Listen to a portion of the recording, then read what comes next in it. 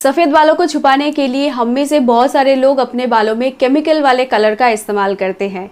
आज के वीडियो में ऐसे एक शैम्पू के बारे में बताने वाली हूँ जो इस कलर को प्रोटेक्ट करेगा। मतलब आपने बालों में कलर कर लिया है, अब उसके बाद अगर आप इस शैम्पू को लगाते हैं तो आपके बालों में से वो कलर जल्दी निकल नहीं जाएगा, कुछ दिनों तक रहेगा, ऐसा कंपनी का कहना है।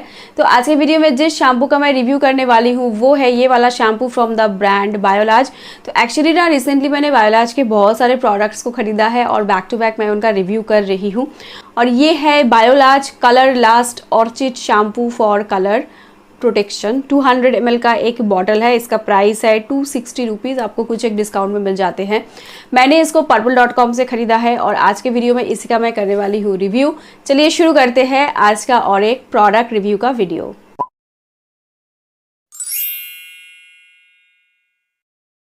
Hello everyone, welcome back to my channel. मेरा नाम है रूपा, स्वागत है आप लोगों का। यहाँ पे मैं skin care, hair care, makeup और प्रोडक्ट रिव्यूज़ के बहुत सारे वीडियोस अपलोड करती हूँ।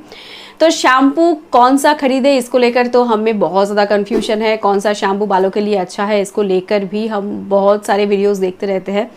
तो बायोलाज का इस शैम्पू को मैंने इसलिए ख़रीदा था क्योंकि कुछ दिनों पहले मैंने गार्नियर का कलर इस्तेमाल किया था अपने बालों में और उसके बाद मुझे लगा कि चलो इस शैम्पू को इस टाइम पे इस्तेमाल करके देखते हैं क्या ये मेरे बालों में जो कलर मैंने लगाया हुआ है उसको प्रोटेक्ट करता है या फिर नहीं करता है।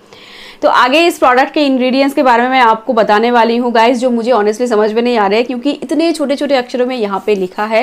अच्छे तरीके से अगर आप एक मैग्नीफाइंग ग्लास से देखोगे तभी आपको समझ में आएगा, अदरवाइज आपको समझ में नहीं आने वाला है कुछ भी। तो फिर भी मैं कोशिश करूंगी कि कुछ एक इंग्रेडिएंट्स मैं आप लोगों को दिखा पाऊँ। और शैम्पू कैसे इस्तेमाल करना है हम सभी को पता है। बालों को आपको थोड़ा सा पानी से गीला कर देना है और उसके बाद शैम्पू को लेना है, पानी के साथ मिक्स करना है और अपने बालों में लगाना है। और जब तक आपके बाल अच्छे तरीके से साफ़ ना हो जाए आपको शैम्पू को अप्लाई करना है। बेसिकली 2-3 बार अप्लाई करोगे तो आपके बाल इस शैम्पू से आराम से धुल जाएंगे। तो आगे इस शैम्पू के प्रोज और कॉन्स के बारे में मैं आप लोगों को बताऊंगी। और इस शैम्पू को मैंने 21 दिनों के लिए अपने बालों में लगाया था। सबसे पहले इस शैम्पू के प्रो के बारे में आप लोगों को मैं बताऊंगी गाइज और उसके बाद इसके कॉन्स के बारे में। तो इस शैम्पू को मैंने 21 दिनों के लिए अपने बालों में लगाया था। नॉर्मल टेम्परेचर वाले पानी से ही मैंने शैम्पू का एप्लीकेशन अपने बालों में किया था और इसके साथ मैंने इसका कोई कंडीशनर इस्तेमाल नहीं किया था। मैंने इस्तेमाल किया था L'Oréal dream length restoring conditioner, जो मैं बहुत टाइम से इस्तेमाल कर रही हूँ और ये कंडीशनर ना काफ़ी अच्छा है। तो मैंने बेसिकली सारे पॉइंट्स यहाँ पे लिख के रखे हैं। सबसे पहला प्रो इस शैम्पू का ये है कि इसमें आपने जो बालों में कलरिंग किया है ये उसको अच्छे तरीके से प्रोटेक्ट करता है। अब यहाँ पे सोचने वाली बात है कि आपको कैसे पता चला कैसे करता है। देखो नॉर्मली बात ये है कि कोई भी कलर अपने बालों में लगाओगे तो हार्डली वो 15 दिनों तक रहता है। मतलब उस टाइम के बीच अगर आपने बालों में शैम्पू वगैरह कर लिया तो वो धीरे धीरे धुल के निकल ही जाता है। लेकिन इस तरीके के जो शैम्पूज होते हैं ना, जो कलर प्रोटेक्ट करते हैं आपके बालों में, जो कलर आपने अप्लाई किया है उसको लगाने के बाद ये थोड़ा सा एक्सटेंड होता है। 15 दिनों में अगर नॉर्मली कलर वॉश आउट हो रहे थे आपके बालों से तो ये 21 दिनों तक या फिर 30 दिनों तक रहेगा। उससे ज़्यादा एक्सपेक्ट करने की कोई ज़रूरत नहीं है। तो जैसा कंपनी ने कहा है उतना तो इफेक्ट मुझे दिखा। अगर आप अपने बालों में नेचुरल हेयर कलर इस्तेमाल करते हो जैसे हीना या फिर मेहंदी, तो उसको लगाने के बाद भी इस शैम्पू का इस्तेमाल किया जा सकता है। उससे क्या होगा, बालों में जो वो रेड कलर रहता है हीना लगाने के बाद वो थोड़े ज़्यादा दिनों तक लास्ट करेगा। तो आप इसको इस्तेमाल कर सकते हो। शैम्पू को लगाने के बाद मैंने एक चीज़ फील करा है, इस शैम्पू से आपके बाल काफ़ी अच्छे तरीके से सॉफ्ट होते हैं। बाल अगर बहुत ज़्यादा अनमैनेजेबल है तो शैम्पू को लगाने के बाद बाल अच्छे तरीके से मैनेजेबल हो जाते हैं। एक फ्लैट लुक आता है। कुछ लोगों के बाल स्ट्रेट नहीं होते हैं लेकिन एक अच्छा शैम्पू अगर वो अपने बालों में लगाते हैं तो उनके बालों में एक नेचुरल स्ट्रेट वाला लुक आता है। तो इस शैम्पू को लगाने के बाद भी आपको ऐसा कुछ फील होने वाला है। शैम्पू को थोड़ा सा ही लेना पड़ता है, चाहे आप नॉर्मल क्लीन स्कैल्प में शैम्पू को लगाओ या फिर ऑयली बालों में लगाओ, थोड़ा लेने पर ही बाल अच्छे तरीके से साफ हो जाते हैं। बहुत ज़्यादा झाग होता है शैम्पू को लगाने के बाद। और बायोलाज का जो बाकी सारे प्रोडक्ट्स मैंने अप्लाई किया था उसके मुकाबले अगर इसका कंपेयर करूं तो इसमें ना ज़्यादा झाग होता है। बायोलाज के बाकी शैम्पूज़ में इतना ज़्यादा झाग नहीं होता है। तो ऑयली बालों में भी इस शैम्पू को आप लगा सकते हो। 2 बार लगाओगे तो आपके बाल आसानी से साफ़ हो जाएंगे। शैम्पू का जो इफ़ेक्ट है गाइज वो नॉर्मली 2 दिनों तक रहता है और 2 दिनों के बाद इसका इफ़ेक्ट गायब हो जाता है। मतलब हर 2 दिन में आपको इस शैम्पू को अपने बालों में लगाना पड़ेगा।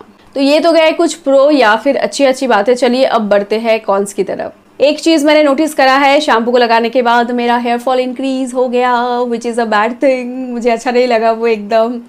तो शैम्पू से इतना ज़्यादा झाग होता है वो एक बात है, लेकिन उसके बाद ही बहुत ज़्यादा हेयर फॉल भी हो रहा था। शैम्पू से कोई भी ईचिंग या फिर एलर्जिक रिएक्शन मुझे नहीं हुआ, लेकिन मेरा हेयर फॉल इंक्रीज़ हो गया।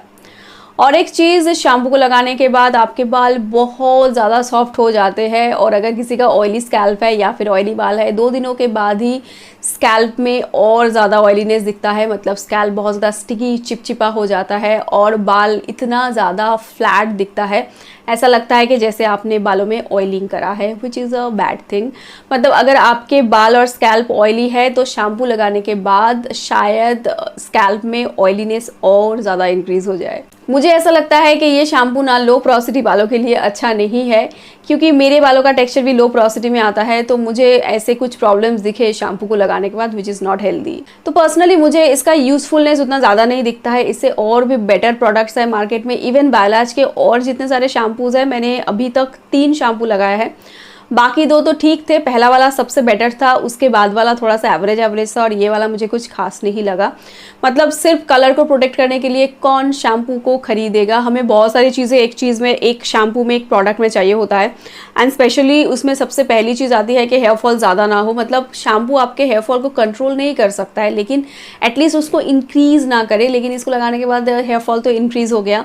तो मेरे लिए तो ये एक सो वाला प्रोडक्ट है, मतलब एवरेज वाला product, and I am not gonna by this product again, क्योंकि मुझे इसमें इन्वेस्ट करना थोड़ा सा यूज़लेस लगा। मुझे लगा कि चलो ठीक है, इससे बेटर भी प्रोडक्ट्स है मार्केट में, उसको मैं इस्तेमाल कर सकती हूँ। अगर आपके बाल बहुत ज़्यादा फ्लैट है, बहुत ज़्यादा चिपके से रहते हैं, आप अपने बालों में थोड़ा सा बाउंस ऐड करना चाहते हो, तो इस शैम्पू से आपको वो वाला रिजल्ट नहीं मिलने वाला है, क्योंकि शैम्पू को लगाने के बाद बाल और भी ज़्यादा फ्लैट हो जाएंगे, और 2 दिनों के बाद तो चिपकू हो जाएंगे। शैम्पू को 21 दिनों तक लगाने के बाद जो सारी चीज़ें मुझे फील हुई है वो मैंने आप लोगों के साथ शेयर किया है गाइज। और ये था एक छोटा सा review video on Biolage colour last orchid shampoo. तो that's it for today's video. और अगर इस वीडियो से रिलेटेड आपके पास कोई भी सवाल है, put down in the comment box, मैं रिप्लाई कर दूंगी। आज के लिए बस इतना ही। सी यू नेक्स्ट टाइम, बाय।